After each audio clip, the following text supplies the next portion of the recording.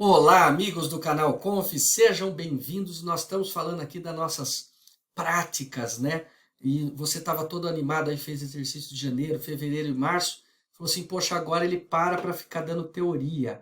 Mas eu tenho que fazer isso, porque no exercício de abril, que a gente já vai começar a ver, nós vamos tratar de tributos, já de cara o ICMS. Então eu preciso que você tenha noções de tributos, né? Da legislação tributária, dos impostos indiretos e diretos, do ICMS, para que a gente possa fazer essa base. Então nós vamos dar continuidade aqui, vamos falar hoje sobre os princípios constitucionais, tá?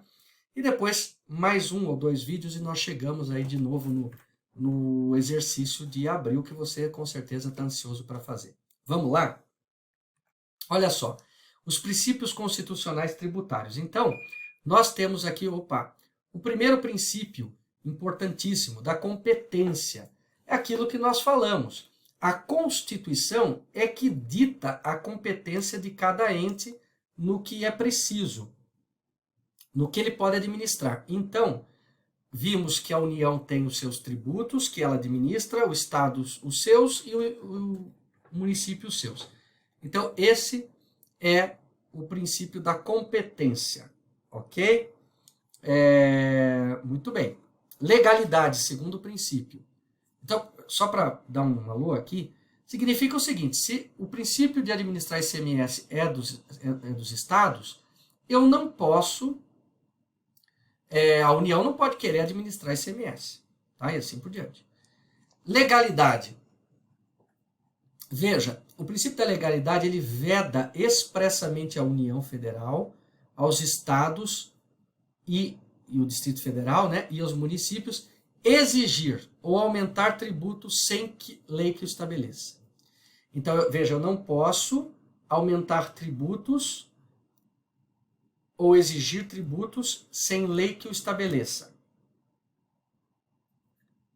Esse é o princípio da legalidade. Isonomia.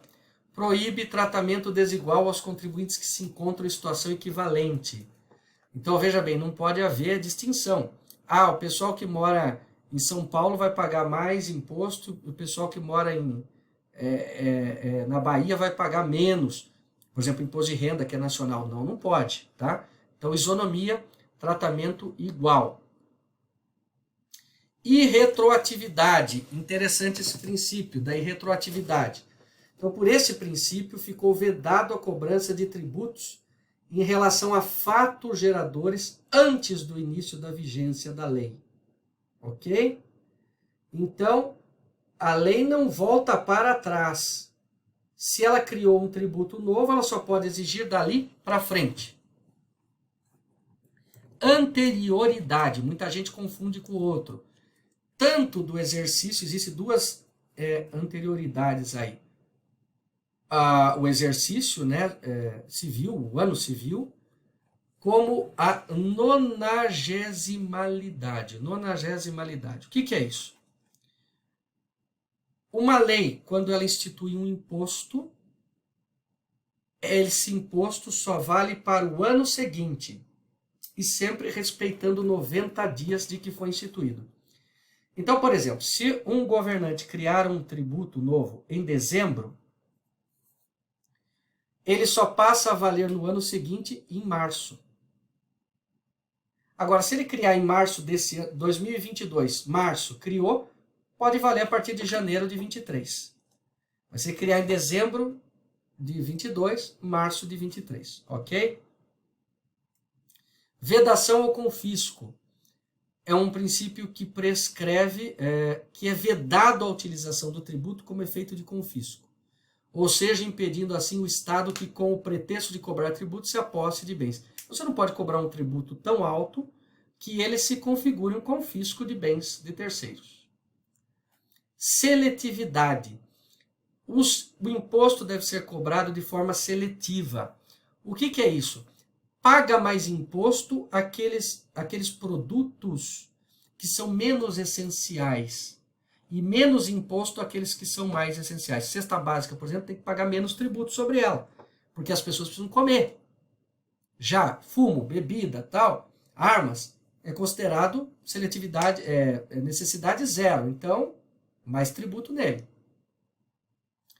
Princípio da não cumulatividade. Esse é um dos mais conhecidos princípios, né? Principalmente quanto ao ICMS, ao IPI e os impostos da União.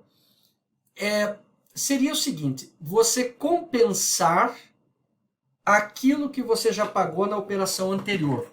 Então, você já pagou imposto, por exemplo, o industrial pagou imposto até um pedaço, quando chegar para o comerciante, o varejista, o atacadista, ele compensaria o que já foi pago daquela operação pelo industrial e assim por diante. Então a gente vê muito isso no IPI e vê muito isso no ICMS e depois você vai aprender melhor. Princípio da uniformidade geográfica. A tributação da União deve ser uniforme em todo o território nacional, não podendo criar distinções, até parecido com aquele da isonomia. A isonomia é mais abrangente ainda. Não discriminação tributária. O artigo 152, visando a procedência e o destino de bens, proíbe a manipulação de alíquotas, base de cálculos ou qualquer outra fórmula tributária em benefício ou prejuízo da economia da União, dos Estados e dos municípios. Então, a manipulação dos elementos aí da obrigação tributária. Princípio da capacidade contributiva. Olha que importante. Estabelece o princípio de que as pessoas devem pagar tributo mediante a sua capacidade. Então, você não pode, por exemplo, colocar um imposto de 90% sobre o salário, porque as pessoas não vão conseguir pagar o tributo e viver com o que sobra. Então, toda a criação de tributo deve analisar a capacidade contributiva. Tipologia tributária. As taxas e os impostos não podem ter a mesma base de cálculo. Ok? Portanto, as espécies tributárias são definidas pela distinção de dois fatores: a hipótese de incidência e a base de cálculo. Então, o ISS é o imposto sobre serviço. Foi realizado um serviço, está ali um fato gerador. E a base de cálculo, como calcula o preço do serviço. Não posso criar um outro com esses mesmos elementos e dar um outro nome. Ok? Elementos fundamentais do tributo. Vamos aproveitar que dá tempo para a gente ver? Olha aí. A obrigação tributária nasce, né? Nasce a obrigação tributária com a lei, quando a lei cria a lei, cria a obrigação do tributo, né? Então, essa é uma relação jurídica onde determinada pessoa, né? Então, obrigação tributária é a relação de direito público na qual o Estado, que é o sujeito ativo, pode exigir do contribuinte, que é o passivo, uma prestação nos termos e condições que ela coloca, que é o fato gerador. São 3 os elementos básicos da obrigação tributária: a lei, o objeto e o fato gerador. A lei é o principal elemento da obrigação, pois cria o tributo, determina as condições para cobrar e assume no sistema jurídico formas diferentes de expressão. Ok? O objeto representa as obrigações que o sujeito passivo, que é o contribuinte, deve cumprir segundo a lei. Basicamente, as prestações consistem em pagamento do valor do imposto. E o fato gerador é a situação definida na lei para fazer nascer a obrigação tributária. É o fato que gera. Por exemplo, eu prestei um serviço, nasceu o fato gerador que dá direito a cobrar o imposto sobre o serviço. Contribuinte ou responsável. Bom, aqui é interessante. Contribuinte é o sujeito passivo lá, né? É quem tem a obrigação de pagar o imposto, assim como qualquer outra obrigação. Só que o Código Tributário diz assim, olha, pode ter o contribuinte, que é aquele de fato que tem a relação pessoal, por exemplo, eu prestei serviço, eu tenho que pagar ISS, eu sou contribuinte. Mas pode também ter o responsável por recolher.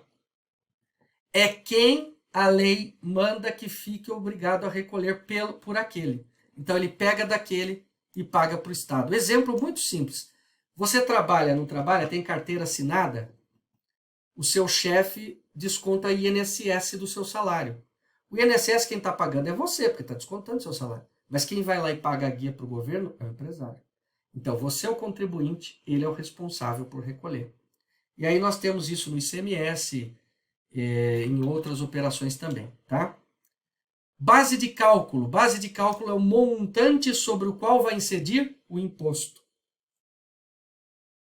A alíquota é o percentual que incide sobre a base de cálculo para pagar imposto.